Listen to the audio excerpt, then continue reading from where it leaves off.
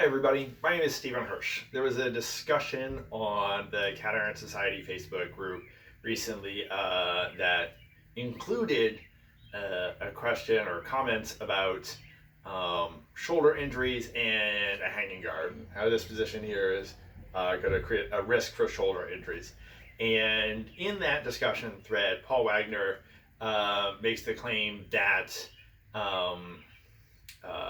Thomas Page's Equilibrio will prevent these sorts of injuries from happening. And I disagree, and I'm going to explain why here. So first of all, reasons why I think you should listen to me on this subject. My undergraduate degree is in exercise and health sciences with a focus on training athletes' performance and multiple classes specifically in injury prevention in athletes. My graduate degree is a doctorate in physical therapy, where I focused on orthopedic medicine. I am a practicing physical therapist, which means I'm licensed to evaluate and treat here in the United States. And I am a member of the Shoulder Special Interest Group of the American Physical Therapy Association. I have my own shoulder problems that I have been managing for many years, and I have treated many patients with a wide variety of shoulder problems in the 11 years that I've been training athletes professionally.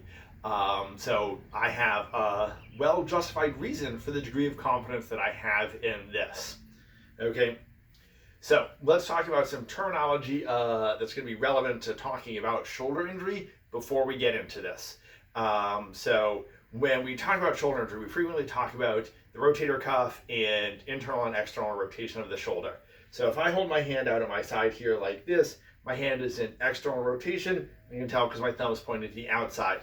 While I can hold my shoulder still and turn my hand somewhat this way, you realize if I turn my hand to the inside, I'm actually going to do a bunch of motion at my shoulder as well, and that's internal rotation of my shoulder. So getting the full range of motion here that I can do for this is going to be shoulder motion and elbow motion, and that shoulder external rotation, my thumb's pointing to the outside, that shoulder internal rotation, my thumb's pointing to the inside. If I elevate my arm here, right, then this is still external rotation of my shoulder. That's about neutral for my shoulder rotation, and that's internal rotation for my shoulder.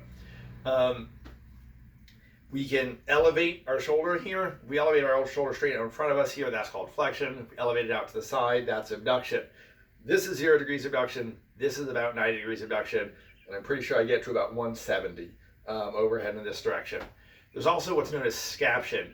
And so depending on the exact angle that your shoulder blade sits on the rear of your rib cage, there's going to be a position somewhere between 30 to 45 degrees forward of abduction that is in line with the plane of your shoulder blade. We call that scaption. This is relevant because it's the plane where you actually get the best shoulder motion, or at least likely to end up doing things to your shoulder that are unpleasant. The relevant anatomy of our shoulder. So our shoulder is frequently described as a ball and socket joint.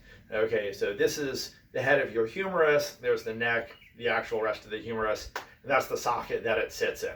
All right, so it's a ball and socket joint. We get a lot of motion as a result of that.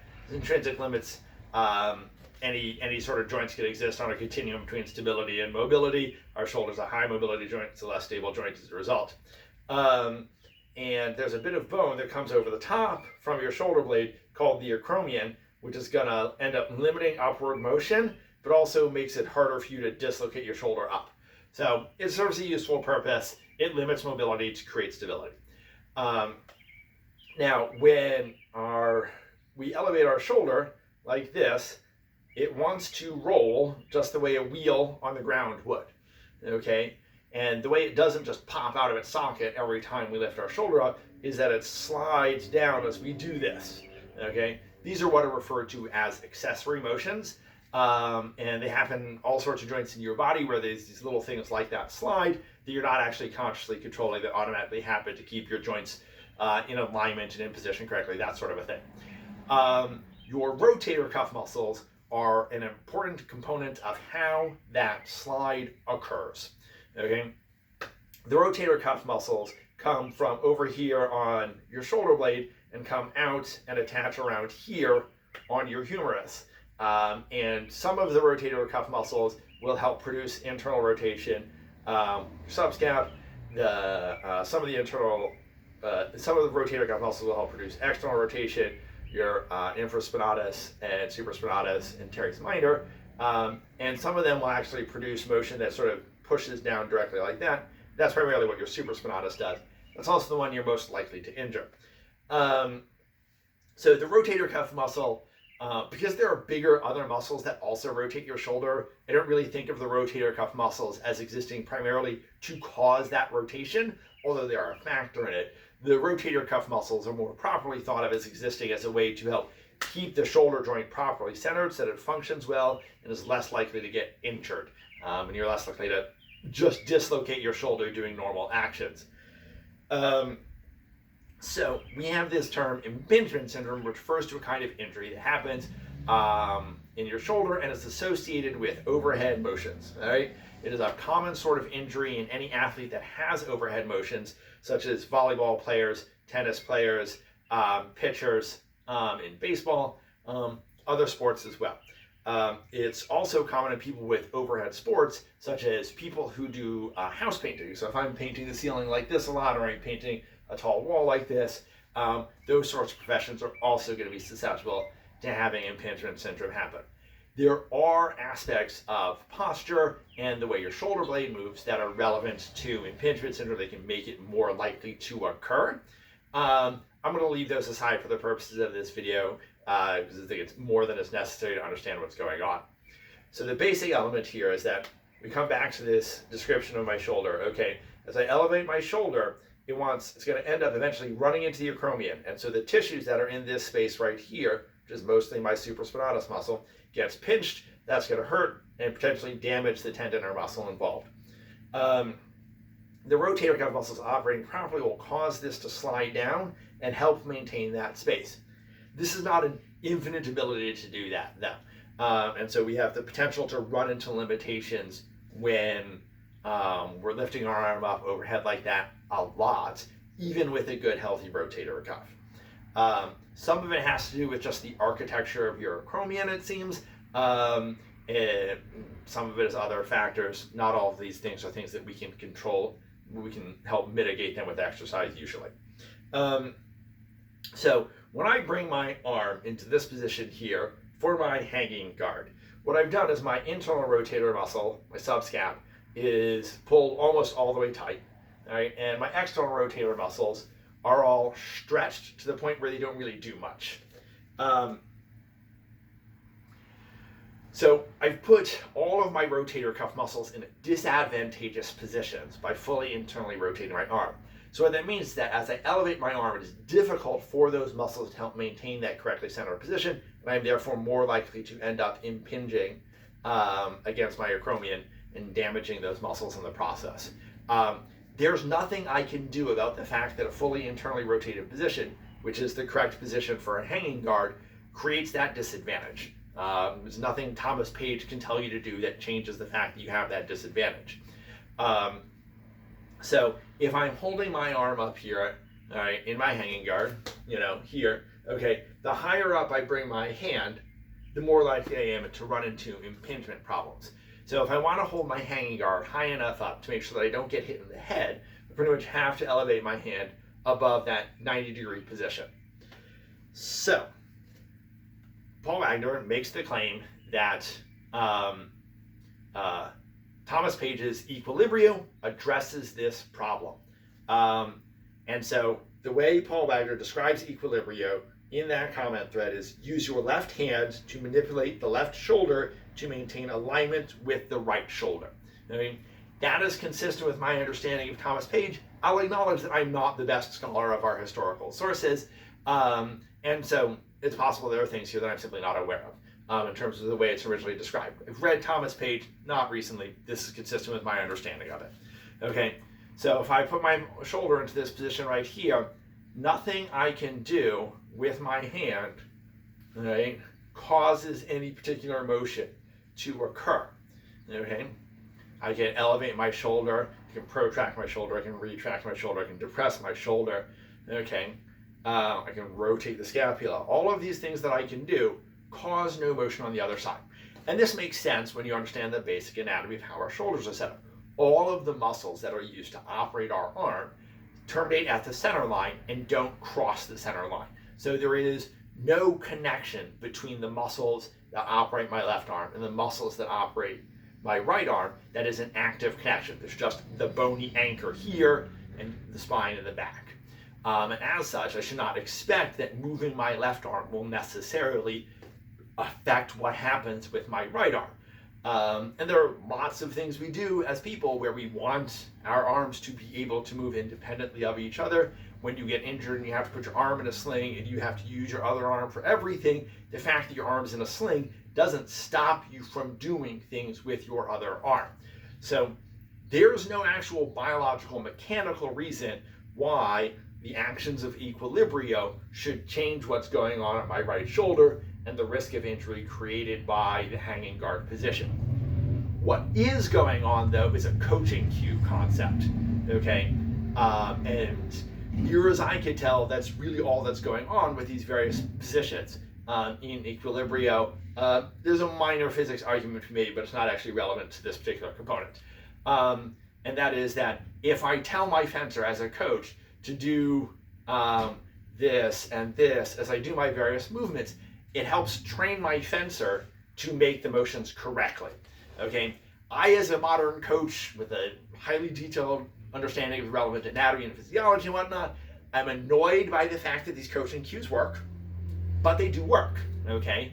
By telling somebody something that is in fact extraneous, we can get the correct motion out of the fencer. So they do help fencers produce the correct motion, all right, which makes them a useful training tool for our purposes. However, right, they don't solve our underlying problem of this internally rotated position is disadvantageous for my shoulder. If I elevate my hanging guard high enough to protect my head, then I am at risk for impingement here, okay?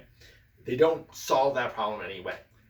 Paul Wagner's video then goes on to add some additional components which are not consistent with my understanding of Equilibrio or his written description of Equilibrio, okay? And I have a still from the video on the computer in front of me here, and I'm gonna do my best to replicate the position that he's got going on here. So he's tilting his torso back and he's bending the leg so that he can get his hand high enough that he's protecting his head without having to elevate the shoulder past 90 degrees, okay? And you can do that. Physically, it works. Mechanically, your body will do that thing. One, it is not consistent with my understanding of Equilibrio from the sources. But again, I will acknowledge I'm not the best scholar on this subject, and so that's a relevant part of the conversation we can have on Facebook after this. Two, it's not consistent with all of our pictures of hanging guards. We look at, for instance, Angelo's poster. The hanging guard is very clearly legs planted, nice straight upright torso, arm elevated above 90 degrees. Okay, so I don't think it's the solution that exists in our period sources. I don't think it's consistent with Equilibrio, and I think it creates other problems. Those other problems exist in two categories. Some is this injury category, and the others are tactical considerations. Right? So I don't want to be bent over here sideways. My back's not going to like that if I do it for a long time. I am in essence substituting one kind of injury, concerns about my shoulder, with another kind of injury, concerns about my back. Okay. The other thing is that if I then drop my hips to tilt my torso by bending here at the leg, I'm putting extra pressure on this leg. My knee and hip don't like it when I do that. And so again, we're achieving this position of getting the hand up high enough by making compromises with my structure and my spine and then my leg. So from a standpoint of injury prevention, we're trading one problem for another, not necessarily going to be a sustainable long-term path. And it's also compromising our structure, right? My structure is better if I'm not leaned back like that. My structure is better if I'm not collapsing my left leg to be able to get my torso tilted. So from a basic technique standpoint, I don't want to be breaking my structure that way. There are also tactical considerations that come into play when we talk about having this back-weighted, knee bent, torso tilted back thing. And tactical considerations are not necessarily hard stops for whether or not we do this action. I acknowledge that, but there are things that should be kept in mind if you're going to suggest this as your interpretation. So, you know, the more leaned back I am, the more exposed I'm leaving my front leg because it's harder for me to get my guard down there. And the more leaned back I am, then the harder it is for me to get my leg all the way back here without then bringing my torso forward. Because if I lean back like this and I bring my shoulder back here, I'm off balance or I have to step backwards. Again, these are not hard stops. These are tactical considerations. And the other thing is that this lean back position here is going to make it harder for me to riposte. This is a very parry and riposte centric system. So a structure, a position, a stance that's going to make the riposte harder is going to cut into how we do our tactics while we're fencing. So I don't think Paul Wagner's suggesting a good solution to the problem of how we prevent impingement. I don't think it's a good solution tactically. I don't think it's a good solution biomechanically. I don't think it's a good solution consistent with our historical sources. Now, if you want to ask me the question, well, what do we do to prevent shoulder impingement problems here? I'm going to relay an anecdote. So I tore my supraspinatus in this shoulder. I went to the orthopedist that I've seen several times before for shoulder problems when I did this. And he knows that I'm a practicing physical therapist. He knows what my educational background is like. And after the end of the assessment, the evaluation, where we discussed, all right, we're not going to surgically treat this, that's fine. I'm like, so am I ever going to be able to hold this guard comfortably? And he looks at me and I look at him and we both laugh. Okay, so can you hold this guard comfortably when you've got a healthy shoulder? Yes. Are you risking injury to that shoulder by doing a lot? Yes, that's just unavoidable. That you're not going to prevent that. Human bodies aren't built that way. The idea that somehow our historical systems that soldiers used for fighting on battlefields were something they could do into their 50s and 60s and 70s without suffering any injury doesn't seem like a reasonable suggestion in my mind. So, you know, some people are more likely to have those kinds of problems than others. A variety of factors play into that. It's not a certainty. It's not a guarantee in terms of what's going to happen. If you do a lot of hanging guard, you will mess up your shoulder. Right? But we can't make the risk go away with clever technique. Other questions about like what do we do to prevent that sort of shoulder problem are the sorts of things where I can do follow-up videos. I can also available as a physical therapist to do telehealth appointments, addressing individual people's questions and concerns. So this is my response to Paul Wagner's video. I look forward to the lively discussion that this will no doubt engender. Thank you and have a nice day.